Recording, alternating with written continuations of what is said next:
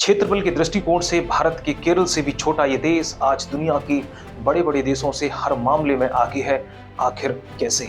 आइए समझते हैं इस पूरी कहानी को। कभी इसराइल की जगह तुर्की का ओटोमन साम्राज्य हुआ करता था, लेकिन प्रथम विश्व युद्ध में तुर्की की हार के बाद इस इलाके पर ब्रिटेन का कब्जा हो गया, क्योंकि ब्रिटेन उस समय एक ताकतवर राष्ट्र था और यह कब्जा सेकेंड वर्ल्ड वॉर तक ब्रिटेन का ही रहा। दूसरे विश्व युद्ध में अमेरिका और सोवियत संघ दो नई शक्ति बनकर के उभरे।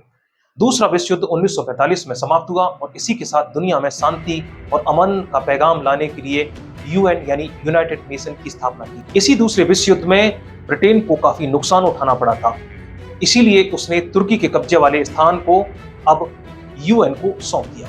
वर्ल्ड वॉर सेकंड की समाप्ति के बाद यहूदियों के लिए एक अलग देश की मांग अब और तेज हो गई, क्योंकि यहूदियों का नरसंहार अब दुनिया के सामने आ चुका था। इसीलिए यूएन ने इस क्षेत्र में शांति बनाए रखने के लिए इसको दो हिस्सों में बांट दिया, पहला अरब राज्य और दूसरा यहूदी इजराइल। लेकिन अंतर्राष्ट्रीय सरकार ने यरूशलेम शहर को अपने ही अंडर में रखा।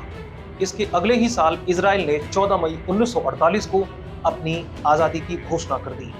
महज 24 घंटे के भीतर भीतर अरब राज्यों की सेनाओं ने मिलकर के इजराइल के ऊपर पुनः हमला बोल दिया। ये लड़ाई लगभग एक साल तक चली और 1949 में इजराइल की जीत के साथ ये लड़ाई समाप्त हुई और इस क्षेत्र को पुनः तीन हिस्सों में बांटा गया। पहला यहूदी इजराइल, दूसरा अरब वेस्ट बैंक और तीसरा गाजा पट्टी। लेकिन ये लड़ाई फिर भी रुकी नहीं, इसीलिए 1987 से लेकर के 1993 के बीच पहला फिलिस्तीन विद्रोह हुआ। विद्रोह का कारण था इजराइल के द्वारा वेस्ट बैंक और गाजा पट्टी पर कब्जा किया जाना। इसी दौरान 1980 में हमास का गठन हुआ। हमास सबसे बड़ा फिलिस्तीन आतंकी इस्लामी समूह है। ये इस क्षेत्र में दो प्रमुख राजनीतिक दलों में से एक है। ये इस समय गाजा पट्टी में 20 लाख से अधिक की फिलिस्तीन आबादी पर शासन कर रहा है।